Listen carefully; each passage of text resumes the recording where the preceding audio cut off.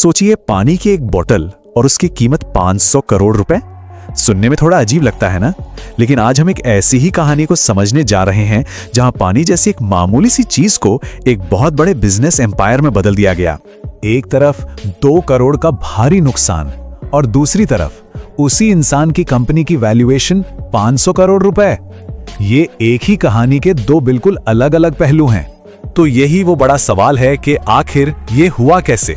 कैसे एक फेलियर इतने बड़े सक्सेस का रास्ता बन गया, वो भी एक ऐसे मार्केट में जहां पहले से ही बड़े बड़े खिलाड़ी मौजूद थे। चलिए इसी कमाल की स्ट्रेटेजी को समझते हैं। तो ये कहानी शुरू होती है पानी से नहीं, बल्कि बेवरेज इंडस्ट्री में की गई एक बहुत ही महंगी गलती से। सिडनी से MBA करके लौटे नयन शाह, उनके सामने अपना फैमिली बिजनेस संभालने का एक आसान रास्ता था, लेकिन उन्होंने चुना एंटरप्रेन्योरशिप का मुश्किल सफर और लॉन्च किया करंट नाम का एक एनर्जी ड्रिंक। शुरुआत में तो सब कुछ बढ़िया लग रहा था, बिजनेस ने 3 करोड़ का आंकड़ा भी पार कर लिया, लेकिन ये जो शुरुआती हाइप थी ना, वो बहुत जल्दी खत्म हो गई और फिर जो हुआ वो एक बड़ा झटका था। तो इस नाकामी से 2 बहुत जरूरी सबक मिले। पहला, ये प्रोडक्ट कोई रोजमर्रा की जरूरत नहीं था, लोग इसे हर रोज नहीं खरीदते थे। और दूसरा, इसकी कीमत 75 रुपए एक कैन के लिए, जो उस वक्त भारत जैसे प्राइस सेंसिटिव मार्केट के लिए बहुत ज्यादा था। लेकिन यहां हार मानने के बजाय शाह ने इन्हीं सबकों को अपनी अगली रणनीति का आधार बनाया और इस बार उन्होंने एक ऐसा प्रोडक्ट चुना जिसकी जरूरत हर किसी को हर रोज होती है, पानी। तो अब सवाल था कि पानी तो सब बेच रहे हैं, तो इसमें अलग कैसे बने? यहीं पर आया पहला बड़ा आइडिया, पैकेजिंग। जहां सब गोल बोतलें बना रहे थे, उन्होंने एक यूनिक प्रीमियम दिखने वाली चौकोर बोतल बनाई। ये सिर्फ पानी की बोतल नहीं थी, ये एक स्टाइल स्टेटमेंट थी।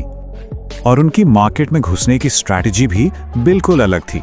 रिटेल की भीड़ में जाने के बजाय उन्होंने टॉप टू बॉटम अप्रोच अपनाया। मतलब सबसे पहले लग्जरी होटल्स और प्रीमियम एयरलाइंस को टारगेट किया। इससे क्या हुआ? ब्रांड की एक प्रीमियम इमेज बनी और वो शुरुआत में ही रिटेल की प्राइस वॉर से भी बच गए। और इसी प्रीमियम फोकस का नतीजा था एक गेम चेंजिंग मोमेंट। 2011 में जेट एयरवेज के साथ हुई सिर्फ एक डील और रातों रात प्रोडक्शन कुछ 100 बोतलों से बढ़कर 2 लाख बोतलें रोज तक पहुंच गया। सोचिए, बस एक डील ने कंपनी की ग्रोथ को कितनी जबरदस्त रफ्तार दे दी। ये ग्रोथ बहुत तेज थी और 2020 आते आते क्लियर प्रीमियम पानी के सेगमेंट में एक बहुत बड़ा नाम बन चुका था। सब कुछ सही रास्ते पे था। लेकिन फिर कहानी में एक ऐसा मोड़ आया जिसकी किसी ने कल्पना भी नहीं की थी। एक ऐसा संकट जो सब कुछ तबाह कर सकता था। ये देखिए, यहां ब्रांड की सबसे बड़ी ताकत ही उसकी सबसे बड़ी कमजोरी बन गई। उनका 90% रेवेन्यू आता था होटल्स, रेस्टोरेंट्स और केटरिंग से। और फिर आया कोविड-19 लॉकडाउन। होटल बंद, रेस्टोरेंट बंद और रातों रात कंपनी का बिजनेस 0 पर आ गया, मतलब बिल्कुल शून्य। ये एक बहुत दर्दनाक एहसास था। जहां क्लियर का बिजनेस पूरी तरह रुक गया था, वहीं रिटेल में बिकने वाले उनके कॉम्पिटिटर्स पर सिर्फ 20-25% का असर पड़ा था। गलती अब बिल्कुल साफ थी, रिटेल मार्केट को नजरअंदाज करना। तो अब एक और फेलियर सामने खड़ा था, लेकिन कंपनी ने यहां से जो वापसी की वो इंडस्ट्री की सबसे शानदार कहानियों में से एक है। उन्होंने एक मल्टी प्रॉन्ग्ड स्ट्रैटेजी अपनाई। सबसे पहले वो तेजी से रिटेल की तरफ मुड़े। अब नए प्लांट्स लगाने में तो बहुत टाइम लगता, तो उन्होंने को पैकेजिंग का रास्ता अपनाया। मतलब लोकल मैन्युफैक्चरर्स के साथ पार्टनरशिप करके उनके प्लांट्स को यूज किया। इससे वो कम लागत में बहुत तेजी से पूरे देश में फैल गए और नतीजे वो चौंकाने वाले थे। ये जो वी शेप रिकवरी हम देख रहे हैं, ये उसी स्ट्रैटेजी की कामयाबी का सबूत है। कंपनी न सिर्फ अपने पुराने लेवल पर वापस आई, बल्कि महामारी से पहले के अपने पीक से 5 गुना आगे निकल गई। और इस नई शुरुआत के लिए एक नए चेहरे की जरूरत थी।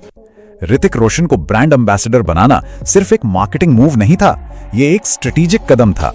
उनकी फिट और स्टाइलिश इमेज ने क्लेयर की प्रीमियम पहचान को करोड़ों लोगों तक पहुंचाया।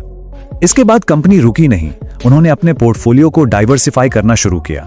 सिर्फ एक तरह का पानी नहीं, बल्कि अलग अलग सेगमेंट्स के लिए अलग अलग ब्रांड्स लॉन्च किए, यहां तक कि दूसरी कंपनियों को एक्वायर भी किया।